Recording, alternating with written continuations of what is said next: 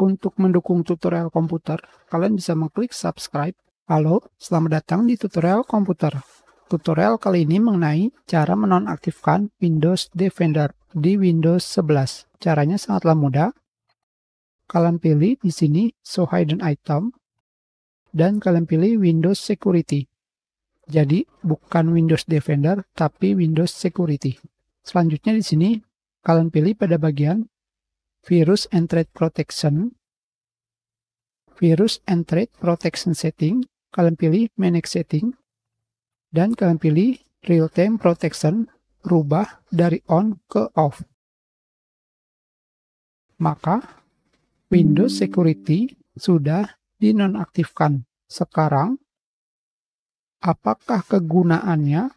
Kegunaannya adalah jika kalian menginstal Microsoft Office, kalian tunggu sejam, 2 jam, 3 jam, tidak selesai-selesai. Dalam melakukan proses instalasi, kalian matikan Windows Security.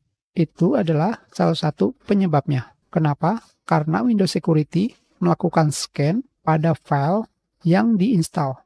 Tentu saja, jika kalian mengalami hal seperti itu, kalian bisa mencobanya sendiri. Kita sudah, terima kasih.